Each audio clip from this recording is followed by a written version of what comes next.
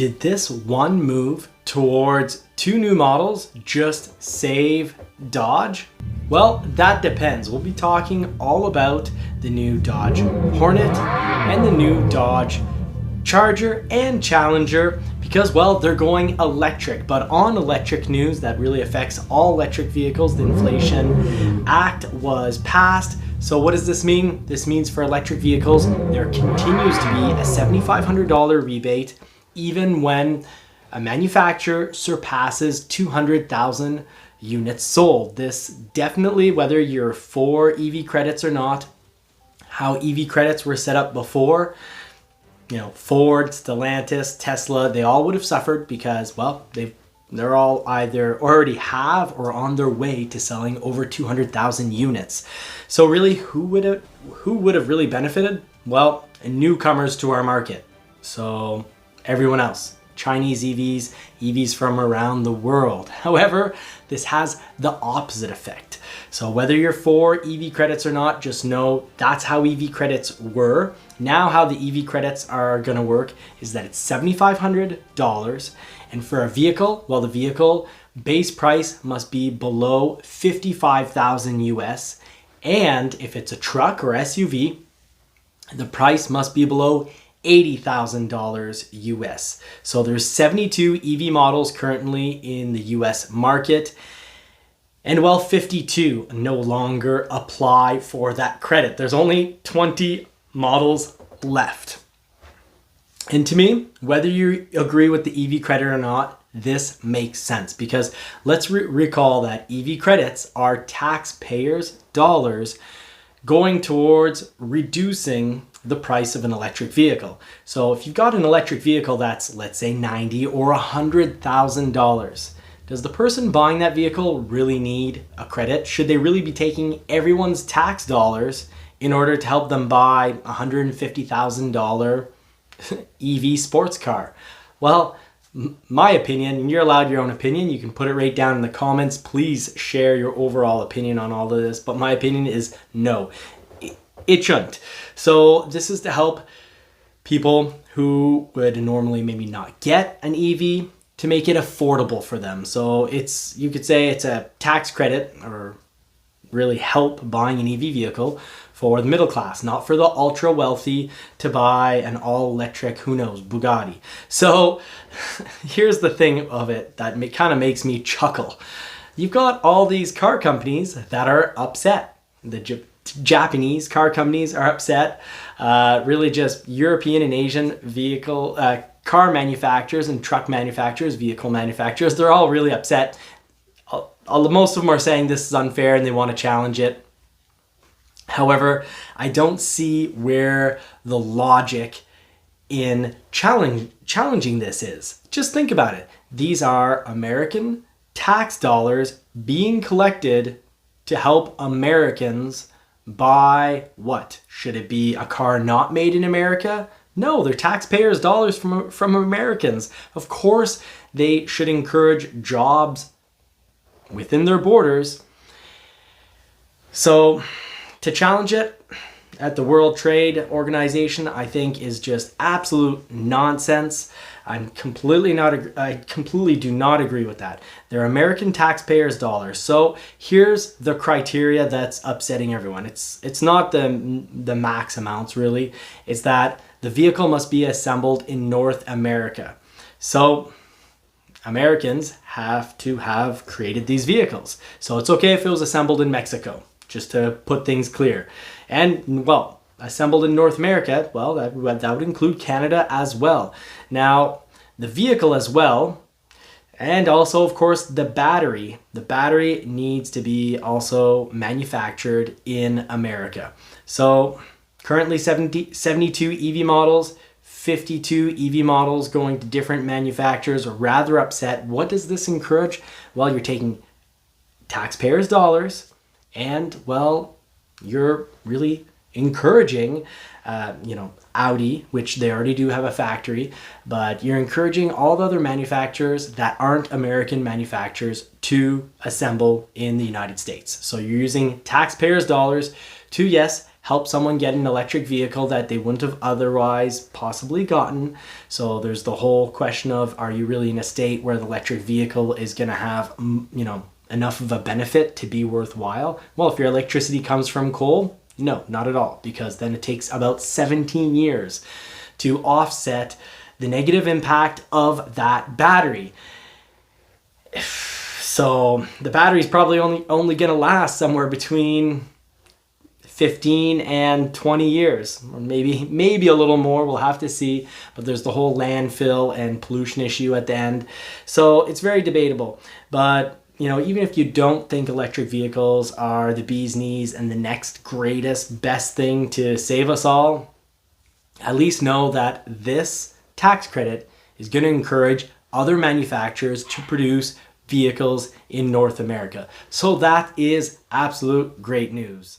Now, before getting into the meat and bones of the video with the teaser I sent up at the front, I just want to say that I'm Johnny from Johnny's Car Care and Reviews, and I would love it if you could share this video, if you could definitely hit like, and if you're not already subscribed, do hit the subscribe button because it does help feed a poodle. So now let's put the pedal to the metal, jump right in, get to the meat and bones of all this.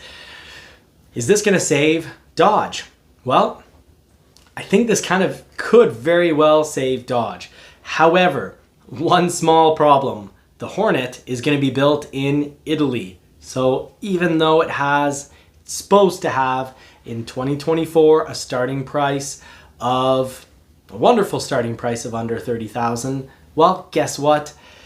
It's not going to apply. It's not assembled. It's not assembled in North America. It's built in Italy. So too bad, Hornet, you're out.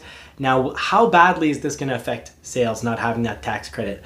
Could make it that the Hornet doesn't sell that well. And if so, Stellantis will have dumped a lot of money into this project. And well, it'll hurt them. And I'm thinking though, that if the price point is low enough on the Hornet, $30,000, I'm thinking that's low enough that people might buy these in large quantities. If so, this could definitely save Dodge for two reasons. One, volume sales. They need a good little volume seller, and they also need a flagship that also makes a lot of money, like the F-150, of course. It's a cash cow for Ford.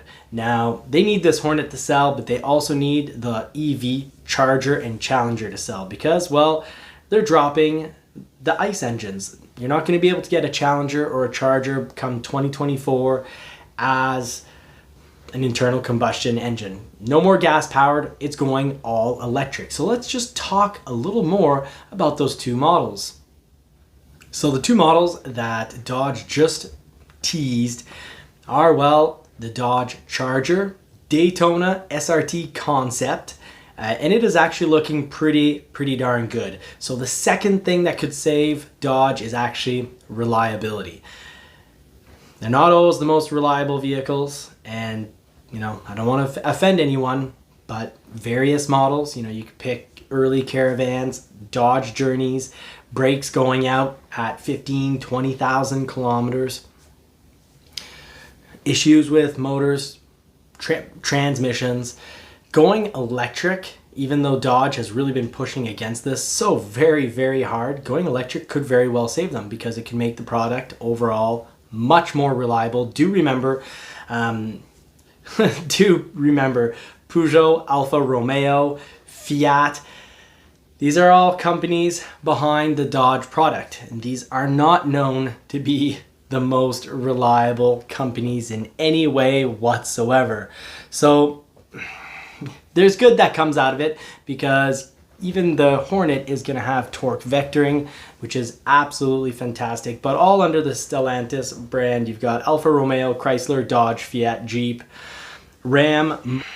You're really putting together a whole bunch of brands that are not known for reliability, and going EV I think could definitely save the company, and I'd like to see that. It's a long-held American company, early automobile history, a lot of history before in it, a lot of fantastic vehicles. And while they're banking on that history, also, I guess this would be the third thing that could save Dodge. They're banking on their history to save them. So when you look at the Dodge Charger Daytona, you're looking at actually a lot of excitement. You're looking at a new, what they're calling Fransonic chambered exhaust. So it is an industry first exhaust system for an electric vehicle that, well, delivers a really nice sound. They're saying it rivals the SRT Hellcat. I'll let you decide, because that is extremely subjective. You've got its front aerodynamic wing retains Dodge profile while achieving aerodynamic efficiencies. So the R-wing, I'm sorry, they're calling it the R-wing. It's a front aerodynamic wing, but they're also going to be doing something pretty interesting for an electric vehicle, and that's having what they're calling the Erupt. That's a multi-speed transmission with an electromechanical shifting experience. That's pure Dodge. They're saying that this is going to actually beat out the Hellcat, which I really look forward to finding out, because the Hellcat is one hell of a vehicle that takes a whole heck of a lot of gas. So I think the Hellcat, if it could actually drive as a daily and, you know, use a reasonable amount of fuel, I think it's something that I'd be more passionate about. And of course, just general reliability. Mind you, these electric vehicles are most likely, it's kind of hard to get them wrong. There's not a whole lot of, there's so fewer parts. So with so fewer parts, there is good chances this is actually going to be really reliable. So it could really deal with one of the stigmas behind Dodge. Now, Tim Kuniskis, the Dodge brand chief executive officer at Stellantis, says the Dodge Charger Daytona SRT concept exists because performance made us do it. So that's a quote. Now, I disagree with that quote. I'd say survival made them do it. They needed to go EV. Because it's going to bring, I highly suspect it's going to bring a whole lot more reliability to the brand. It's going to bring a whole lot more excitement to the brand. And looking at the concept, they've done a fantastic job of really going after that retro look. The lighting on this is fantastic. The wings on it look great. It's actually aerodynamic. It's not just a brick, because I'm sorry, but a Charger, the brick squared off look looks great on trucks, but on a muscle car, that's not what you're looking for. The sound that comes out of this, I'm actually really impressed. I really like that 126 decibel roar. They're saying it equals the SRT Hellcat. I'd say it's different, but it's great. In no way, I've got nothing negative to say about this. Having an actual transmission that's going to simulate shifting gears, so it's going to kick your shoulders back into the seat. I think that's really interesting. I think it's also interesting, but I know, for example, when I have a manual Mustang, Marie complains quite a bit because she gets, she calls it the neck jerker. But I'll let you decide about the design on this, but I think it's incredible. The metal Screaming Banshee fender badge looks great. The 3D illuminated Fratzog badge, so they're going back to 60s naming to really bring back that heritage. It looks great. The overall shape, it's aerodynamic, but looks great. The interior is extremely well done. I think we've got a winner, and reliability and price are really going to decide whether this is a winner or not. Now, some interesting points on this vehicle. It is promised that it will come with a rear hatch and fold flat rear seats to provide unmatched storage capacity for a muscle car. So I think fold down seats, that is going to be very helpful. It's going to have a panoramic glass roof to give an open air feel. It's going to have a center console that includes a unique jet fighter inspired cap that flips up to allow engagement of the start button, and a pistol grip shifter design inspired by the past, but with modern execution is their wording. I'd say it looks great. I wouldn't use all those fancy words. I'd just say that, yes, that is a very nice shifter. Now, the interior, parametric texture is what they're calling it. It's also inspired by the 1968 Charger. So very, very nice. And well, I think they really pulled off this interior. It's they're saying it's modern, lightweight, and provides a signature Dodge driver-centric cockpit.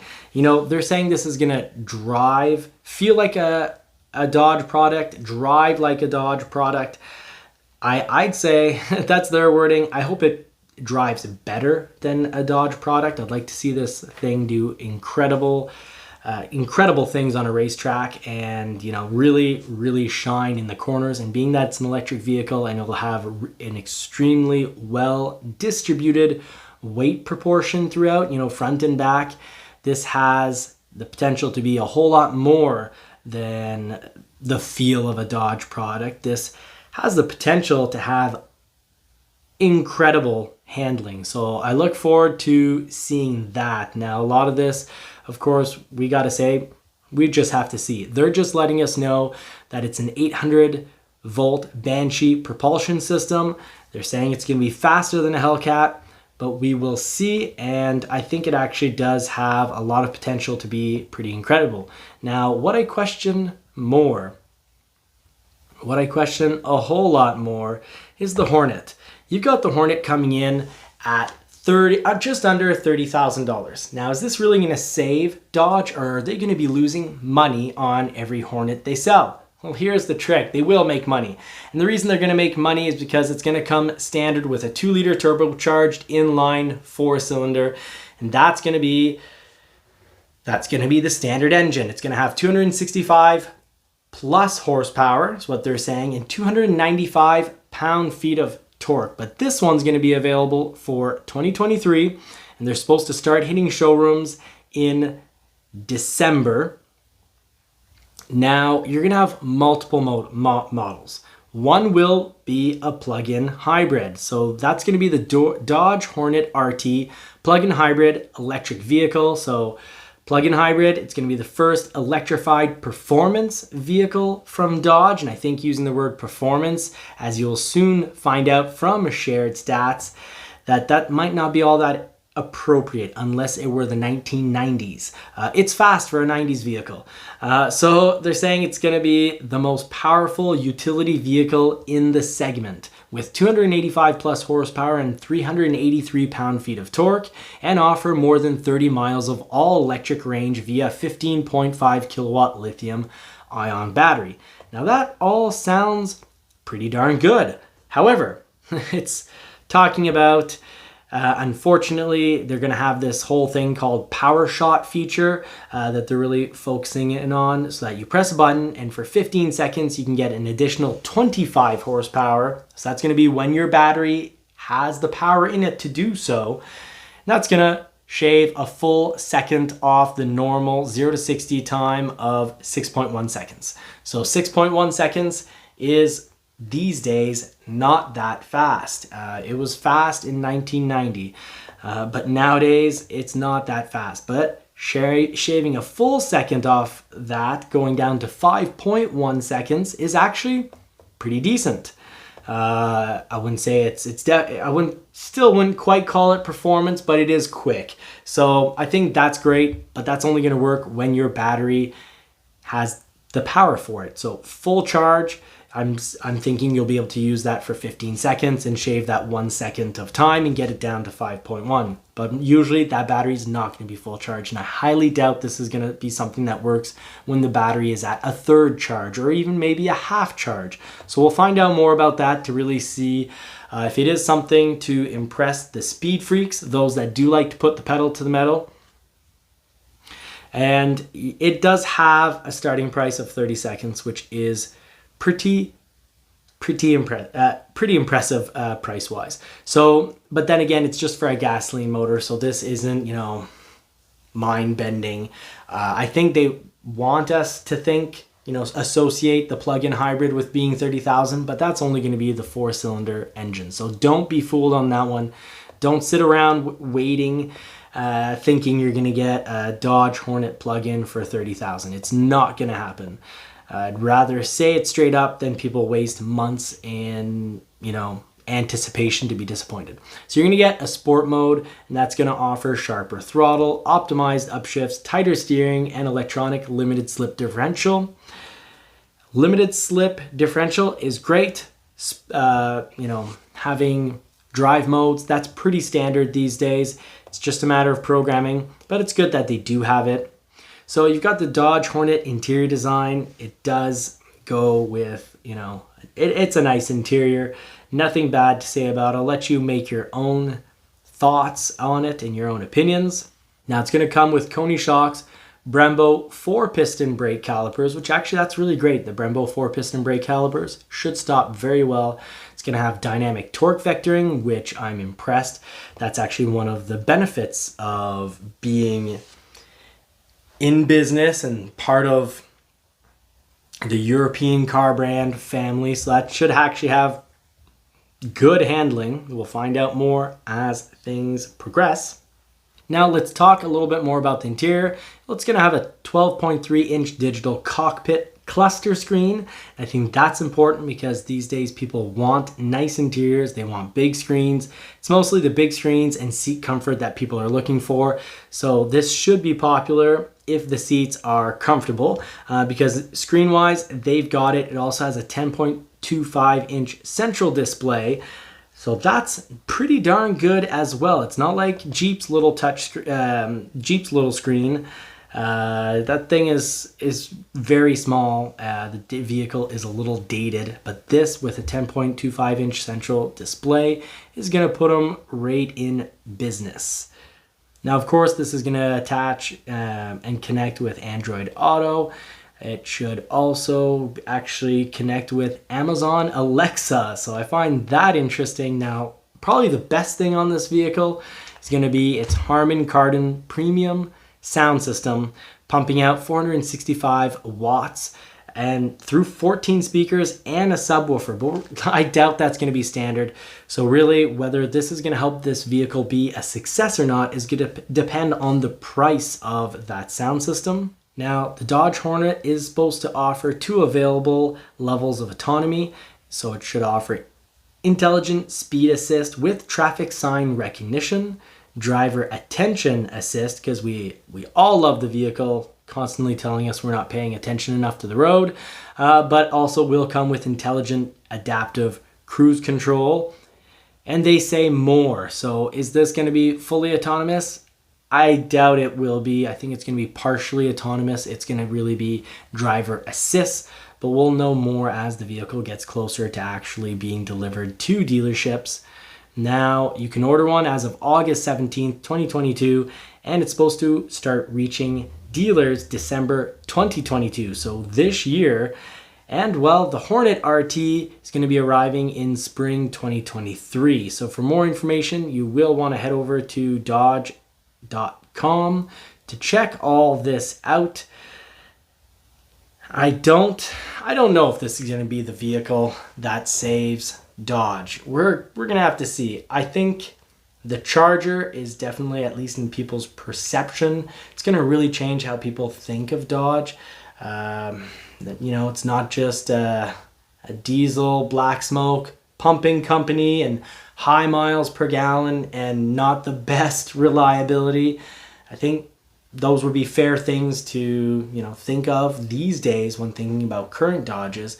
But I think this has a lot of potential to have people completely switch their idea where they'll think, Dodge, fast, nice interior, has the possibility, a good opportunity to become reliable and not, coal burning, gas guzzling, miles per gallon, but wallet destroying fuel economy that they've had. Owning a Hellcat, it's crazy. You're going to get like 5 miles per gallon or even less if you're hard on the gas. Yeah, it's 800 horsepower. I can do, 0 to, I think, 60 in 3.5 seconds. Just throwing that off the top of my head from memory. But it's also 5 miles per gallon. It's wild. So Dodge needs to really come in with this new technology. They fought it off, but this does have a chance to save them. So I'm really interested in following this story as it unfolds. I hope you are as well, because of course I go where really the community. I cover what the community wants me to cover. And I also cover the stuff that I feel I absolutely need to cover because it's been improperly misrepresented in the media. So I'll continue to do all that. And if you do like this story, if you like this kind of information that's not just on Ford, please do mention it in the comment section and let me know if you think this is going to save Dodge. Heck, maybe you think Dodge is already the most reliable manufacturer on the market. I'm going to be, I completely will disagree with you currently, but I'd love to know. And of course, we all have that story. We all know someone who had an extremely fantastic experience with a vehicle that's known to have low reliability. And the opposite is true as well. We also have people who've had really bad luck and a lot of problems with a vehicle and a model that's supposed to be unbelievably reliable. So apart from, the extremes, because really it's all about averages, and on average, I think this really has a chance to turn Dodge around. So I'd love to hear your opinion. Let me know. In the meantime, I do hope you get to put the pedal to the metal if that's your thing. And of course, I do wish you more cars and more power. Do remember, these days, if a vehicle is popular, you do need to order it and you have to wait for it. A Charger EV is probably going to be pretty darn popular. So you'll want to put, if it's your thing and it's really speaking to you, you're going to want to get in line for one of those. And all the popular models these days you need to get in line for. So I do hope that your shopping experience goes well. I do have my video